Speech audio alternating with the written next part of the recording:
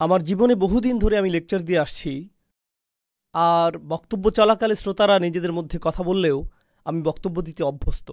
তাছাড়া আমি আরও একটা বিষয়ে অভ্যস্ত হয়ে পড়েছি, সেটা হলো আমরা মুসলিমরা মাশাআল্লাহ কখনো কখনো আমরা ভদ্রতার ভালো কোনো পরিচয় দিতে পারি না। মানুষ জুমার খুতবার সময় কথা বলতে পারলে লেকচারের সময় কথা বলা তো তেমন কোনো বিষয়ই না। তবে একটা কৌশল আছে যা হয়তো আপনাদের উপকারে আসতে পারে। আপনি যখন কাউকে অযথা কথা বলতে দেখবেন তাদের দিকে তাকাবেন। আপনি কাউকে অযথা কথা বলতে দেখলে শুধু তাদের দিকে তাকাবেন। বোনেরা, আপনাদের স্বামীরা দেরি করে বাসায় ফিরলে আপনারা যেভাবে তাকান ঠিক সেভাবে তাকিয়ে থাকবেন। আপনারা এভাবে তাকানোতে অভ্যস্ত। ভাইয়েরা, আপনারা হাস্যকর কিছু দেখলে যেভাবে তাকান সেভাবে তাকাবেন। আপনি দেখবেন খুব তাড়াতাড়ি সব শান্ত হয়ে গেছে।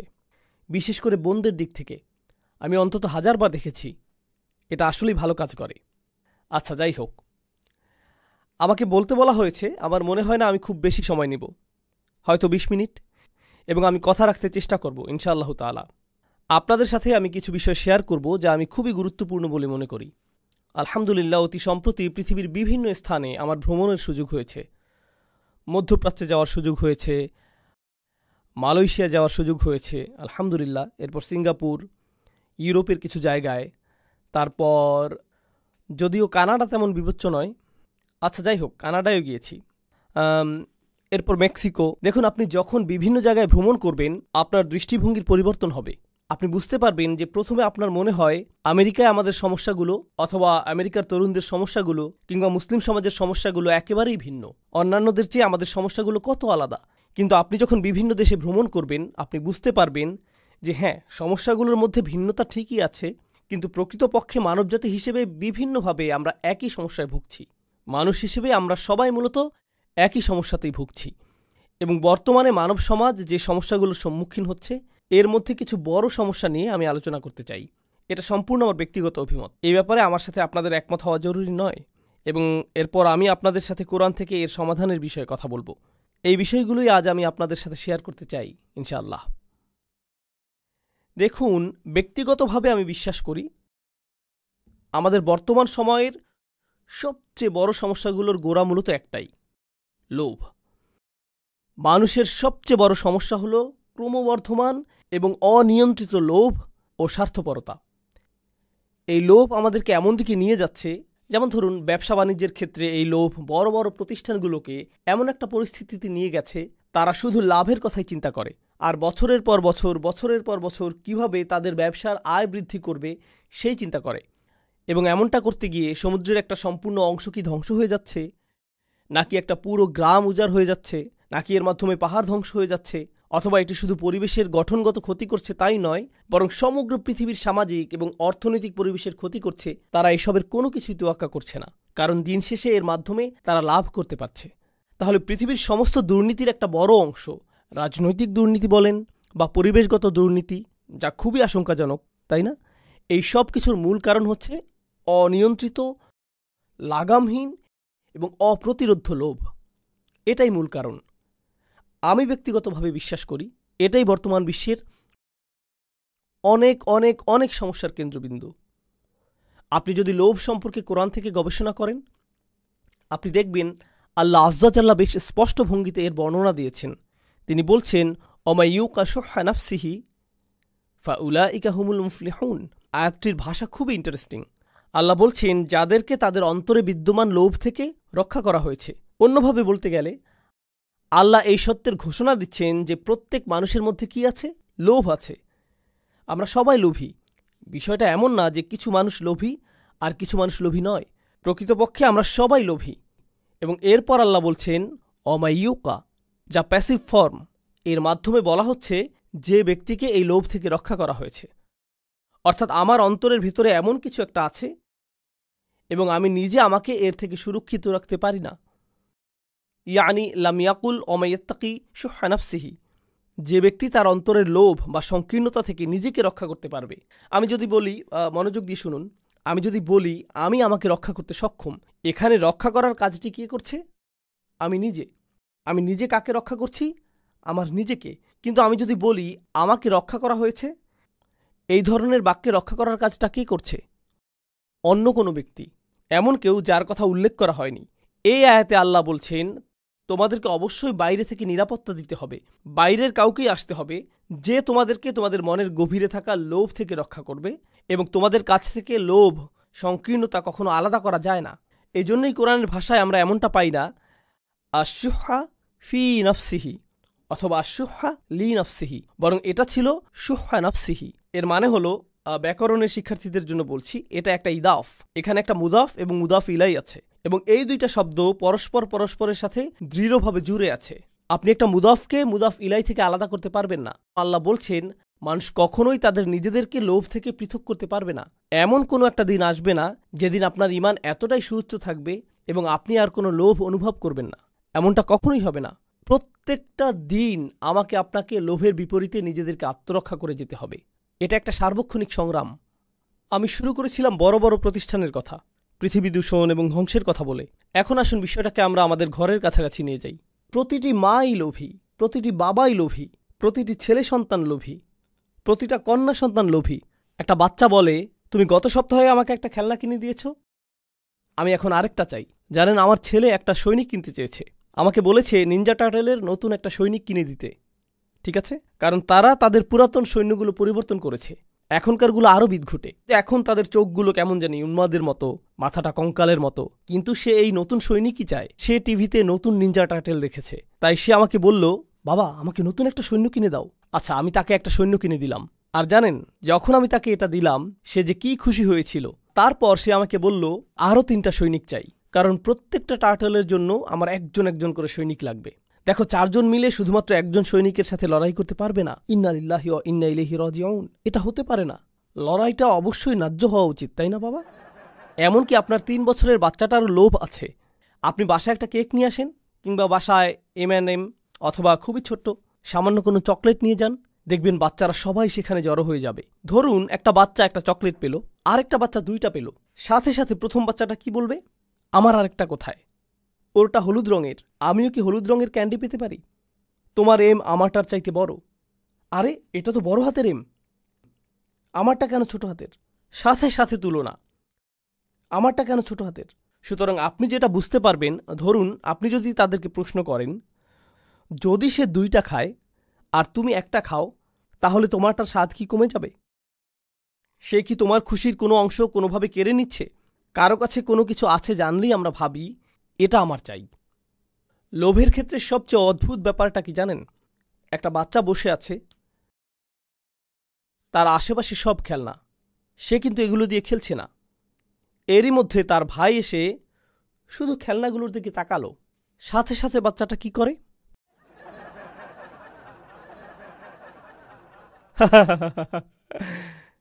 সাথে সাথে সাথে সাথে আপনি অন্যের সামনে নিজেরটা দখলই নিতে চান, আর যখন সামনে কেউ থাকে না, আপনি আপনার জিনিসকে অত পাত্তাই দেন না। জানেন এ থেকে আমরা কি শিক্ষা পাই? আমরা বুঝতে পারি যে আমাদের বেশিরভাগ লোভ মূলত আমাদের পারিপার্শ্বিকতার প্রভাবে হয়।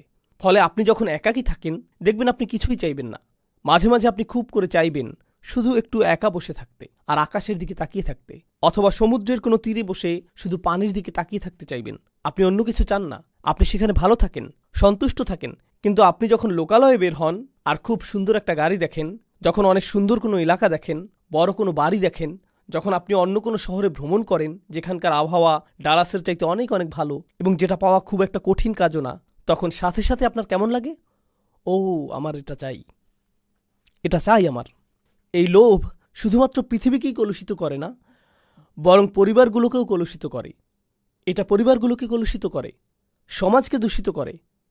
তাছাড়া লোভ শুধুমাত্র টাকা পয়সার সাথে সম্পৃক্ত নয়। লোভ হলো জীবনের সব কিছুতে আপনার পাওনা অংশের চেয়ে বেশি কিছু চাওয়া। আপনি যদি ভাইস প্রেসিডেন্ট হন, আপনি প্রেসিডেন্ট হতে চান। আপনি সহকারী শিক্ষক হলে অধ্যক্ষ হতে চান। আপনি অধ্যক্ষ হয়ে থাকলে আরও বড় প্রতিষ্ঠানের অধ্যক্ষ হতে চান। আপনি যদি কোথাও তত্ত্বাবধায়ক হয়ে থাকেন এবং সেখানে যদি আরও কোনো তত্ত্বাবধায়ক থাকে, আপনি চান প্রধান তত্ত্বাবধায়ক হতে, ঠিক না? আপনি যদি এমএসএতে সেক্রেটারি পদে থাকেন, আপনি সভাপতি হতে চাইবেন। সবাই উপরে উঠতে চায়। আপনি যদি কোনো প্রতিষ্ঠানের একেবারে প্রাথমিক স্তরে কাজ পেয়ে থাকেন, খুব শীঘ্রই আপনি ম্যানেজার হতে চান। আপনি নিজের জন্যই এমনটা করতে চান। আপনি নিজেকে উপরে ওঠার জন্য ঠেলতেই থাকেন, এক অবস্থানে তৃপ্ত থাকেন না। আপনি দেখবেন পৃথিবীর অনেক ধনী মানুষেরা মূলত পৃথিবীতে সবচেয়ে দুর্ভোগের জীবনযাপন করে। যারা কোটি কোটি টাকা আয় করেছে, যারা পাগলের মতো টাকা আয় করেছে, এই ধরনের মানুষদের মধ্যে বেশিরভাগেরই জীবন বলতে কিছু থাকে না। তাদের কোনো জীবন থাকে না, পরিবার থাকে না, তাদের ছুটি বলতে কিছু থাকে না। তারা ছুটি নিতে চান না, তারা শুধু উপরে উঠতে চান। তারা মনে করেন তারা ছুটিতে গেলে তাদের ছুটে চলার এই যন্ত্রের গতি কমে যাবে, তাদের কাজে দ্রুত ফিরে আসতে হয়। এবং তারা যদি ছুটিতে গিয়েও থাকেন, সেখানে বসেও ইমেইলের উত্তর দেওয়ায় ব্যস্ত থাকেন। তাদের মস্তিষ্ক কখনো বিরতি নেয় না। লোভ আপনার সাথে এমনটাই করে থাকে, আপনাকে একটা দুর্ভোগের জীবন উপহার দিতে পারে। যেভাবে লোভের ফলে পৃথিবী দুর্ভোগের শিকার হচ্ছে, প্রত্যেকটা মানুষ ওইভাবে ভুগছে, এর ফল ভুগছে, দুর্ভোগে ভুগছে। তরুণ প্রজন্মের কিসের লোভ হয় বলুন তো? তরুণদের একটা চাহিদা হলো, দেখুন একটা সময় আমরা সবাই তরুণ ছিলাম, সেই সময়টা কোনো যুগেই পরিবর্তন হয় না। আমি বুঝি না এখন কিসের চল চলছে, আমি জানি না এগুলো, কারণ এখন আমার বয়স হয়েছে, আমি বুঝি না এসব। আমাদের মুরব্বীরাও কিন্তু আমাদেরকে বুঝেন না, তাহলে তারা কিভাবে এখনকার কিশোর আর তরুণদের বুঝবেন? তারা বুঝতে পারবেন না। আজ থেকে 15 বছর পর আপনিও ভবিষ্যতের তরুণদের বুঝতে পারবেন, এমনটা হবে না। তখন আপনার সময় পার হয়ে যাবে। কিন্তু সব যুগের তরুণদের মধ্যেই একটা জিনিস অপরিবর্তিত থাকে, আপনি লেটেস্ট জিনিসের সাথে সমান গতিতে চলতে চান। হতে পারে এটা কোনো গ্যাজেট, অথবা কোনো অ্যাপ, নতুন কোনো ডিজাইনের কাপড় হতে পারে, অথবা কোনো পরিভাষা, অথবা ধরুন নতুন কোনো সামাজিক চর্চাও হতে পারে। সেটা যাই হোক না কেন, আপনি একেবারে অত্যাধুনিকটাই চান। নতুন কিছু আসলেই আপনি সেটা চান। নতুন জিনিস মানেই ভালো হবে। আপনি সবার আগে বলতে চান, এই তুমি এটা সম্পর্কে শুনেছ? কারণ তারা যদি না শুনে থাকে, অন্য সবার আগে আপনি বিষয়টা সম্পর্কে তাদেরকে অবহিত করেছেন, আপনি সাথে সাথে এটার উপর হুমড়ি খেয়ে পড়েন। এর মাধ্যমে যা বোঝা যায় তা হলো, তরুণরা এই জগতের সবচেয়ে অস্থির প্রকৃতির মানুষ, এবং এটা সব প্রজন্মের তরুণদের ক্ষেত্রেই প্রযোজ্য। তরুণরা মুহূর্তের মধ্যে একটা থেকে অন্য একটা, তারপর আরেকটা, এরপর আরও একটা জিনিসের দিকে ঝুঁকে পড়ে। তরুণদের কাছে যে জিনিসটা একসময় দারুণ ছিল, চমৎকার ছিল, খুবই সুন্দর ছিল, বা যেমনই ছিল, কয়েক সপ্তাহ পর একই জিনিসটা অর্থহীন, পচা, নগণ্য এবং বলার মতো নয় এমন হয়ে যায়। তারা খুব সহসাই বন্ধু পাল্টায়, একজন থেকে আরেকজন, তারপর আরেকজন, এবং এটাই হয়ে থাকে। এভাবে যখন যে জিনিসের চল থাকে, হ্যাঁ, এটা বোঝানোর সবচেয়ে সহজ উদাহরণ হলো, যেমন ধরুন ফোনের নতুন ভার্সন, ঠিক না? ফোনের নতুন ভার্সন, যা অনেকটা পুরনো ভার্সনের মতোই দেখতে, কিন্তু তারপরও মানুষ বলে দিতে পারে যে আপনার কাছে 4 আছে, 5 নেই, অথবা আপনার কাছে 5C আছে, 5S নেই, অথবা আপনি এমনিতে নিজেই বলতে পারেন এবং হঠাৎ নিজেকে ছোট মনে করতে পারেন, কারণ আপনার কাছে শুধু একটা ফোনই আছে, এটার কোনো স্ক্রিন নেই, আপনি এখনো বাটন ফোন ব্যবহার করেন। মানুষের সাথে এটাই হয়। আমি আমার মূল পয়েন্টে ফিরে আসি। এখন এমনটাই হয় যখন আমরা সবসময় বেশি পাওয়ার কথা ভাবতে থাকি। আমরা মনে করি আমরা আরও অনেক কিছু পাওয়ার দাবি রাখি, ঠিক আছে? এই অনুভূতিটাই আমাদেরকে সার্বক্ষণিক একটা অতৃপ্তিতে ডুবিয়ে রাখে। আমরা বরাবরই অসন্তুষ্ট থাকি। এটা এ ধরনের চিন্তার একটা প্রভাব। আমরা সবসময় ক্রুদ্ধ হয়ে থাকি। যা কিছু আপনার সামনে আসুক, আপনি এটা নিয়ে বিদ্রূপ করেন, আপনি এটা কোনো না কোনোভাবে পাশ কাটিয়ে আসেন। হয় সেটা নিয়ে হাসি তামাশা করেন, অথবা মন্তব্য করেন, ছোট কোনো অঙ্গভঙ্গি বা চাহনি দেন, বলেন হ্যাঁ আমার কি। সব কিছুর প্রতি আপনার প্রতিক্রিয়া এমনটাই হয়। এর মানে হলো জীবনকে কিভাবে উপভোগ করতে হয় সেটা আপনি জানেন না, কারণ আপনি আপনার চারপাশের সব কিছুকে অগ্রাহ্য করেছেন। আপনার মতে সব কিছুকে এভাবেই নগণ্য মনে করতে হয়। আপনি কোনো কিছুই আর ভালোভাবে মূল্যায়ন করতে পারেন না। টিনেজারদের বেড়াতে নিয়ে যান, তখন কি হয়? তোমাকে আনন্দিত দেখাচ্ছে না কেন? হোটেলটা কেমন বলো তো? কি অপূর্ব দৃশ্য দেখো। মোটামুটি। তারা মূল্যায়ন করতে পারে না। মূল্যায়ন করার ক্ষমতা আপনার কাছ থেকে কেড়ে নেওয়া হয়েছে। এই যে অতিমাত্রার লোভ, প্রতিনিয়ত এবং তাৎক্ষণিক আনন্দ পাওয়ার ইচ্ছা, এগুলোর ফলে কি হয় জানেন? তরুণদের পুরো একটা প্রজন্ম গড়ে উঠেছে যারা চরম উদাসীন এবং নিরুৎসাহিত। তারা প্রতিনিয়ত এত বেশি কিছু করার এবং এত বেশি জিনিস পাওয়ার প্রতি আকৃষ্ট হয় যে তারা জীবনে কোনো কিছু অর্জন করে নেয়ার ইচ্ছাই হারিয়ে ফেলে।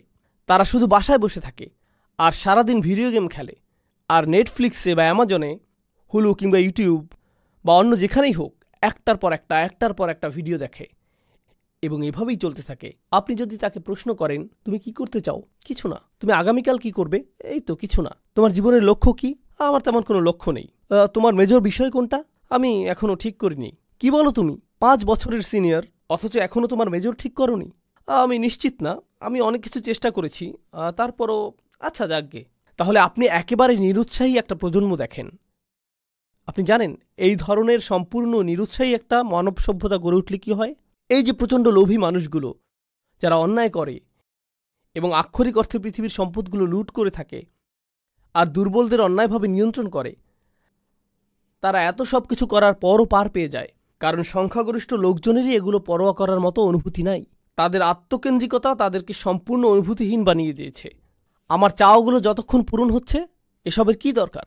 তাহলে আমরা এমন একটা সময় বাস করছি যেখানে আপনি টিভিতে চ্যানেল পরিবর্তন করে করে দেখতে পারেন, অথবা ফেসবুক পেজ বা অন্য কোথাও যেখানে বিজ্ঞাপন দেখায়, যেখানে আফ্রিকার বাচ্চাদের কষ্ট, অথবা বাংলাদেশে ঘটে যাওয়া ভয়াবহ বন্যার দৃশ্য, বা পাকিস্তানে ঘটে যাওয়া কোনো তীব্র ভূমিকম্পের দৃশ্য দেখানো হয়, আর আপনি সেই ছবিগুলো দেখেন এবং আপনার মধ্যে কিছুই হয় না, আপনার কোনো কিছুর পরিবর্তন হয় না, চোখ দিয়ে পানি আসে না, কিছুই হয় না।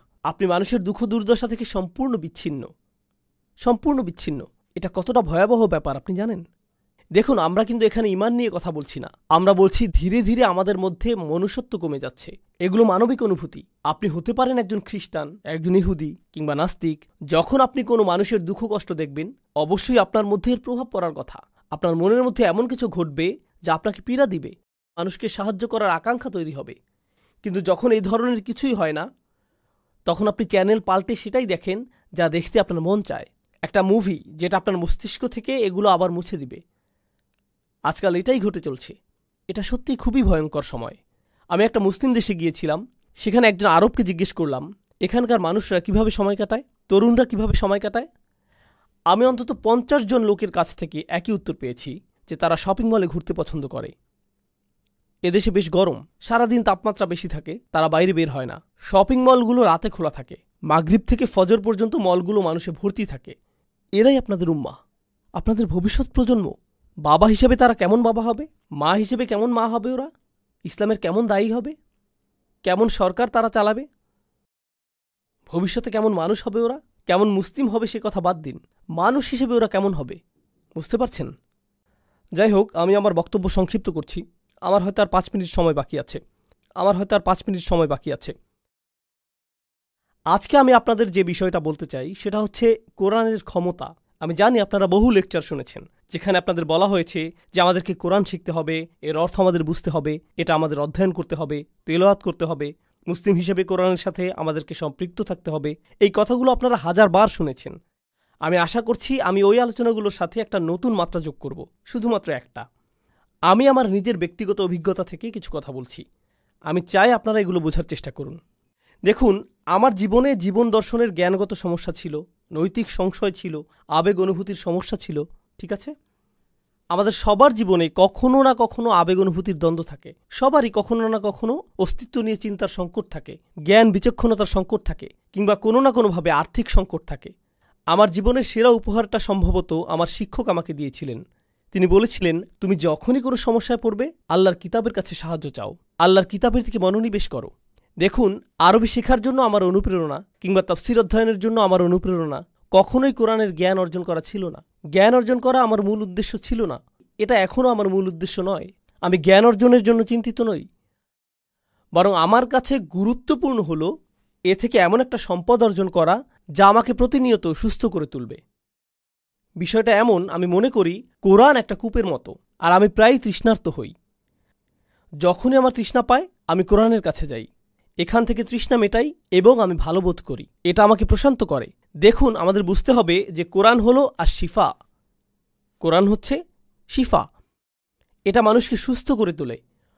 অনেকেই মনে করেন এই তো আমি কোরআনের অর্থ পড়ছি, আমি অনেক কিছু বুঝতে পারছি, আমি অনেক বিষয় শিখছি, আমি কিছুটা আরবি ভাষাও শিখছি, খুবই ভালো কথা।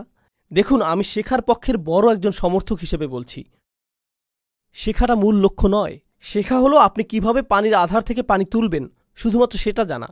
বিষয়টা অনেকটা এরকম, আমি পুষ্টিকর খাবার সম্পর্কে সব কিছু শিখেছি, কিন্তু আপনি পুষ্টিকর খাবার খান না, তাহলে এগুলো শিখে কী লাভ?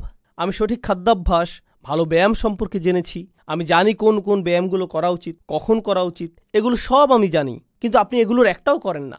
আমি গাড়ি সম্পর্কে সবকিছু জানি কখন গাড়ির তেল পরিবর্তন করতে হয়, গাড়ির কোনো কিছুর সংযোগ ছুটে গেলে কিভাবে ঠিক করতে হয়, কিন্তু আপনি নিজের গাড়ির যত্ন নেন না। কি করছেন আপনি? আপনি কেন এগুলো শিখেছেন? এই জ্ঞান আপনাকে সাহায্য করার কথা ছিল, তাই না? আমি যে বিষয়টা প্রমাণ করতে চাইছি, বেশিরভাগ সময় আমরা জোর দিয়ে বলতে থাকি আমাদের জানতে হবে, শিখতে হবে, কিন্তু আমরা এই কথাটাতে জোর দেই না যে আমাদের এটা ধারণ করতে হবে। জানা আর ধারণ করা একই কথা নয়, তাই না? মুসলমানেরা কোরআন সম্পর্কে অনেক কিছু জানার পরেও অমুসলিমদের মতো ঠিক ততটাই ক্ষতিগ্রস্ত, ভোগবাদী এবং ততটাই লোভী হতে পারে। পার্থক্য শুধু এটুকুই যে তারা কোরআন সম্পর্কে জানে, অন্য কোনো পার্থক্য নেই। আর যখন মানুষ পথভ্রষ্ট হয়, এই কিতাব তাদেরকে আবার সঠিক পথে আনে। এবং এরপর কি হয় বলুন তো? পরবর্তীতে তারা আবারও বিপথে যায়, আর এই কিতাবটা আবার তাদেরকে সঠিক পথে আনে। তারপর আবার তারা বিপথে যায়, আবার এটা তাদের সঠিক পথে আনে। ইন্না হাদাল কুরআনা ইয়াহদি লিল্লাতি হিয়া আকওয়াম। নিশ্চয়ই এই কোরআন এমন একটি পথ দেখায় যা অধিক সরল ও সঠিক। অধিক সরল সঠিক মানে হলো, ধরুন আপনি এই পথে যাচ্ছেন, এটা আপনাকে আবার সোজা পথে নিয়ে আসবে। ওয়ায়ুবাশশিরুল মুমিনিনা আল্লাযীনা ইয়ামালুনাস সলিহাত। এবং এটা নেক আমলকারী ঈমানদারদের সুসংবাদ দেয়। আল্লাহ এই বাস্তবতার স্বীকৃতি দিচ্ছেন যে আপনি আমি অনেক ভুল করি, যা আমাদেরকে দুঃখ দুর্দশায় ফেলে, কিন্তু আল্লাহ আয্যা জাল্লা আমাদেরকে ওয়াদা করেছেন, যদি তুমি এই কিতাবের সাথে একটা সত্যিকারের সম্পর্ক গড়ে তুলতে পারো, তাহলে তুমি সফল হবেই। দেখুন, আমি আপনাদের নিশ্চয়তা দিয়ে বলছি, এই কিতাব শেখার পেছনে আপনাদের উদ্দেশ্য হয় এর মাধ্যমে নিজেকে পরিশুদ্ধ করে তোলা। দেখবেন আপনি এটা শেখার জন্য আল্লাহ এমন সব সম্ভাবনার দুয়ার খুলে দিবেন যা আপনি কখনো কল্পনা করেননি। আরবি শেখা আপনার কাছে এক টুকরো কেক খাওয়ার মতো সহজ মনে হবে। তাফসীর অধ্যয়ন করা আপনার জন্য একেবারে সহজ হয়ে যাবে। কেন বলুন তো? এজন্য নয় যে আপনি জ্ঞান অর্জন করতে চান, বরং এর কারণ হলো আপনি আল্লাহর কথার মাধ্যমে নিজেকে পরিশুদ্ধ করতে চান। আপনি চান আল্লাহর কথাগুলো আপনার অন্তরে প্রবেশ করুক। কদ জাআতকুম মাউইযাতুম মির রাব্বিকুম ওয়া শিফাউল লিমা ফিস সুদূর ওয়া হুদান ওয়া রাহমা। তোমাদের জন্য তোমাদের রবের পক্ষ থেকে এসেছে উপদেশ, এটি চিকিৎসা, এটি নিরাময়কারী হিসেবে তোমাদের জন্য এসেছে। সুবহানাল্লাহ। আজ আমি আপনাদেরকে মূলত এই কথাটাই বলতে এসেছি। আপনাদের মধ্যে কিছু শ্রোতা আছেন যারা আমার কথাগুলো অন্য যে কোনো লেকচারের মতো শুধুই শুনবেন, তব্য শেষে তাকবীর দিবেন, কেউ হাততালি দিবেন, তারপর শেষ। কিন্তু আমি আশা করছি আপনাদের মধ্যে কেউ কেউ আমার কথাগুলো অন্তরে গেঁথে নেবেন। আপনার সাথে কোরআনের সম্পর্ক আমি তৈরি করে দিতে পারবো না। এই কাজে একমাত্র যিনি আপনাকে সাহায্য করতে পারবেন তিনি হলেন আল্লাহ। যদি আপনি আল্লাহর দিকে ফিরে যান এবং বলেন, হে আল্লাহ, এই কিতাব আমার প্রয়োজন, এটি সেই কিতাব যা তুমি মানবজাতির সকল সমস্যা থেকে মুক্তির জন্য পাঠিয়েছ। আচ্ছা বলুন তো, লোভ কোথায় থাকে? লোভ কোথায় থাকে? অন্তরের ভেতরে। সুতরাং পৃথিবীর যত সমস্যা রয়েছে, আপনি কখনো এগুলোকে পুরোপুরি দূর করতে পারবেন না, কারণ আপনি কখনো লোভকে হত্যা করতে পারবেন না, যেহেতু এটা অন্তরের একটা অংশ। কিন্তু জানেন, আমরা একে প্রশমিত করতে পারি। এজন্য আল্লাহ বলছেন, মনে আছে শুরুতে কি বলেছিলাম? আমাদেরকে বাইরে থেকে আমাদের অন্তরকে সুরক্ষা দিতে হবে। আর সেই সুরক্ষাটা কি? এটা হলো আল্লাহর বাণী। আল্লাহর কথাগুলো যখন আপনার অন্তরে প্রবেশ করে, আপনার অন্তরটা তখন অধিক শক্তিশালী হয়। আপনি তখন আপনার আকাঙ্ক্ষাগুলো সংযত রাখতে পারেন, আসক্তিগুলোকে নিয়ন্ত্রণ করতে পারেন। এটা কতটা দুঃখজনক যে এখন কত তরুণ পর্নোগ্রাফিতে আসক্ত, এটা একটা বাস্তবতা। আমি কত তরুণের সাথে কথা বলেছি, তারা আমাকে বলেছে, এটা তো সাধারণ ব্যাপার, আপনি আমাকে কি করতে বলছেন? তাদের অন্তরগুলো এতটাই মৃত হয়ে গিয়েছে, তারা বলছে এটা সাধারণ বিষয়। এটা একটা স্পষ্ট চিহ্ন যে অন্তরটা মরে গেছে। কিভাবে আল্লাহর কথা সে অন্তরে প্রবেশ করবে? আমরা একটু চিন্তা করি। এই যে চোখ দুটো আল্লাহ আমাদেরকে দান করেছেন, আপনি যখন ওইসব বাজে ছবি দেখেন, এই চোখগুলোর অপব্যবহার করবেন, কিভাবে একই চোখ দুটো আল্লাহর জন্য অশ্রু ঝরাবে? একই চোখ দুটো দিয়ে কি এটা করা সম্ভব? এই যে জিহ্বা আল্লাহ আপনাকে দিয়েছেন, এর মাধ্যমে আপনি আল্লাহর কথাগুলো তেলাওয়াত করতে পারেন, অথচ আপনি আপনার সারাদিন অতিবাহিত করেন গালিগালাজ আর মন্দ কথা বলে। এই হাত দুটো আপনি আল্লাহর সামনে তুলেন এবং রাখেন, যাতে আপনি আল্লাহর সামনে দাঁড়াতে পারেন। এই একই হাতগুলো আপনি ব্যবহার করেন অভদ্র অঙ্গভঙ্গি করতে বা অন্যায় কাজ করতে। এই একই হাত। আমরা কিভাবে আমাদের নিজেদের ব্যাপারে সচেতন হব? আল্লাহ বলছেন, ওয়ালা তাকুনু কাল্লাযীনা নাসুল্লাহা ফাআনসাহুম আনফুসাহুম। তোমরা তাদের মতো হইও না যারা আল্লাহকে ভুলে গিয়েছিল, আর আল্লাহকে ভুলে যাওয়ার ফলে আল্লাহ তাদেরকে নিজেদের ব্যাপারে ভুলেই দিয়েছেন। আপনি এমনকি জানবেনও না যে আপনি কেমন। আপনি আল্লাহর একজন সম্মানিত সৃষ্টি, কিন্তু এই লোভের কারণে আপনি একটা পশুর চেয়েও অধম হয়ে গিয়েছেন। দয়া করে নিজেকে বাঁচান, নিজেকে বাঁচান। আমি আপনাকে বাঁচাতে পারবো না। আপনাকে বাঁচানোর চেষ্টা আপনার নিজেকেই করতে হবে। আল্লাহি, যত ছবি, এগুলো প্রচারের জন্য যত বিজ্ঞাপন এবং এর সংশ্লিষ্ট যত কিছু আছে, যারা আমাদেরকে পশুর স্তরে নামিয়ে নিতে সদা তৎপর, তারা খুবই শক্তিশালী, প্রচুর টাকা ব্যয় করা হয় বাচ্চাদের মধ্যে যৌনতা ছড়িয়ে দেওয়ার জন্য। এই কাজে প্রচুর টাকা ব্যয় করা হয় অশ্লীলতাকে স্বাভাবিকীকরণ করতে, এগুলো উদযাপন করতে এবং নীতিনৈতিকতাকে নতুন করে সংজ্ঞায়িত করতে, ভালো মন্দকে নতুনভাবে সংজ্ঞায়িত করতে প্রচুর টাকা ব্যয় করা হয়। এবং মানুষ এগুলোর স্রোতে এমনভাবে ভেসে যায়, তারা বলে কোরআনে এমনটা বলা হয়েছে, কিন্তু আমার কাছে এটা ভালো মনে হচ্ছে না। তাদের বিবেক এতটাই কঠিন হয়ে গিয়েছে, যখন আপনি বাঁকা অবস্থায় সোজা জিনিসের দিকে তাকাবেন, আপনার কাছে সোজা জিনিসটাই বাঁকা লাগবে। আপনার নীতিনৈতিকতা এতটাই অকার্যকর হয়ে গিয়েছে, আল্লাহর কথাগুলোকে আপনার মনে হয় আমি জানি না এটা আমার নীতির সাথে মিলে কিনা। আরে আপনার কাছে তো নীতির কোনো মাপকাঠিই নেই, এটাই তো সমস্যা। অথচ আল্লাহর কথাগুলোই ছিল নীতিনৈতিকতার মাপকাঠি। এটা এমন জিনিস যা কখনো পরিবর্তন হয় না, এবং আমি আপনাদেরকে এ ব্যাপারে প্রমাণ দিব যেটা আল্লাহ নিজেই দিয়েছেন। পৃথিবীতে যত নৈতিক মতাদর্শ এখন পর্যন্ত এসেছে, মানুষের কাছে সমাদৃত প্রতিটা মতবাদ 10 বছর পর আগের যে মতবাদটা ভুল ছিল সেটা এখন স্বীকৃত। 10 বছর পর আবার অন্য কিছু স্বীকৃতি পাবে, এর 10 বছর পর আরেকটা নতুন কিছু স্বীকৃতি পাবে। নীতি নৈতিকতার এই সীমাগুলো সবসময় পরিবর্তিত হতে থাকে, পাল্টাতে থাকে। বৈশ্বিক মূল্যবোধগুলো সবসময় বদলে যায়, কিন্তু আল্লাহর কিতাব আমাদের ভালো মন্দের সীমা নির্ধারণ করে দিয়েছে, এবং সেই যে রসুল সাল্লাল্লাহু আলাইহি সাল্লামের সময় এই সীমা নির্ধারণ করা হয়েছিল, আজও তা সুপ্রতিষ্ঠিত। ওয়ালাম ইয়াজআল লাহু ইওয়াজা, আর তিনি এতে বিচ্যুতির কোনো অবকাশ রাখেননি। আমাদের বিচ্যুতি হয়, আমরা এক রেওয়াজ থেকে অন্য রেওয়াজে, এক দর্শন থেকে অন্য দর্শনে, ভালো মন্দের একরকমের সংজ্ঞা থেকে অন্যরকম সংজ্ঞায় যাই। কিন্তু আপনি যদি এই কিতাবকে আঁকড়ে ধরতে পারেন, যত বড় ঝড়ই আসুক না কেন, আপনি আপনার জায়গায় টিকে থাকতে পারবেন। আপনি আপনার জায়গায় টিকে থাকতে পারবেন। আর যদি আঁকড়ে ধরতে না পারেন, তাহলে আপনি মুসলিম, খ্রিস্টান, ইহুদি, হিন্দু, নাস্তিক, শিখ যাই হন না কেন, আপনি কোনো না কোনো দিকে ভেসে যাবেন। বাইরে থেকে আপনাকে দেখতে মুসলিম বা অন্য যে কারো মতো লাগতে পারে, ভেতর থেকে আপনি সেই একই লোভী এবং নিম্নমানের মানুষের উদাহরণ হয়ে থাকলেন। ইসলাম আমাদের ভেতরটা পরিবর্তন করতে এসেছে, শুধুমাত্র আমাদের বাহ্যিক পরিবর্তন করতে আসেনি। অন্তরের ভেতরের সঠিক পরিবর্তন হলো এই ধর্মের মূল উদ্দেশ্য। অন্তরের ভেতরের পরিবর্তন হলো এই পৃথিবীটাকে আমাদের অন্যরকম মনে হবে। মূলত এই কথাটাই আমি আপনাদের সাথে শেয়ার করতে চেয়েছি। এই পরিবর্তনটা আপনার ভেতরে কেবল তখনই আসবে যখন আপনি সঠিক মনোভাব নিয়ে আল্লাহর কিতাবের কাছে আসবেন। যদি আমরা সঠিক মনোভাব নিয়ে আল্লাহর কিতাবের কাছে আসি, আমাদের অন্তরে পরিবর্তন আসবেই, আমাদের অন্তরে পরিবর্তন আসবেই। এবং এটা আপনাদের জন্য আমার আজকের শেষ কথা। আর শপথ করে বলছি, যখন এমনটা ঘটে, ফাআমিনু বিল্লাহি ওয়া রাসূলিহি ওয়া নূরিল্লাযী আনজালনা, যখন আল্লাহর কিতাবের আলো আপনার অন্তরে প্রবেশ করে, তখন আল্লাহ আপনার অন্তরকে একটা প্রদীপের সাথে তুলনা করেন। এবং একটা প্রদীপ শুধু নিজেই আলোকিত হয় না, এটা আলো ছড়ায়ও। কথাটা কি সত্য নয়? একটা প্রদীপের কেবল নিজের আলো আছে তা কিন্তু নয়, এটা তার আশেপাশের জন্য আলোর একটা উৎস হয়ে ওঠে। আচ্ছা, প্রদীপ কখন কাজে লাগে, দিনে নাকি রাতে? বলুন তো। রাতে।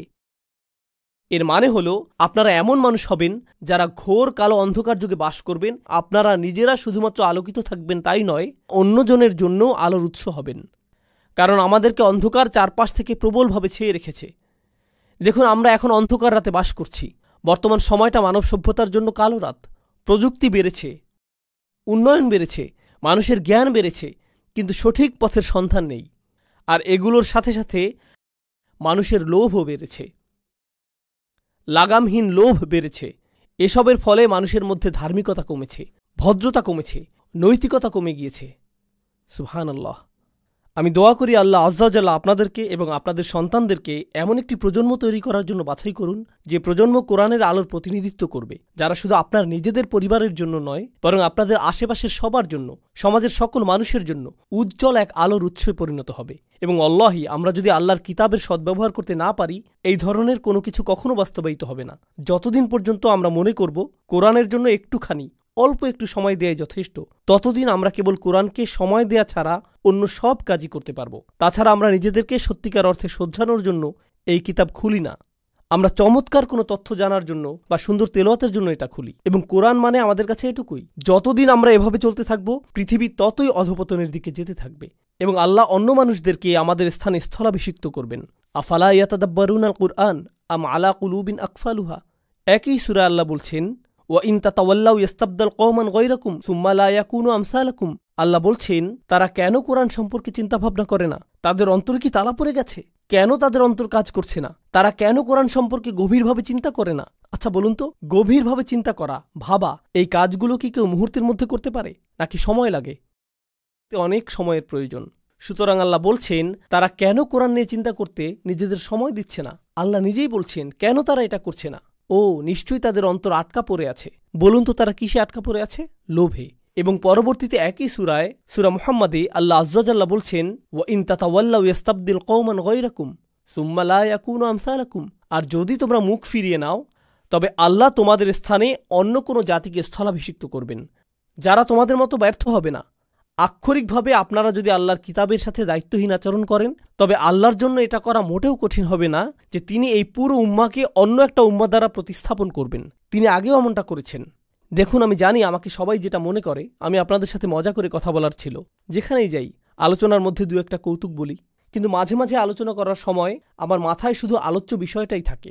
আমি দুঃখিত, আজকে এরকমই একটা রাত।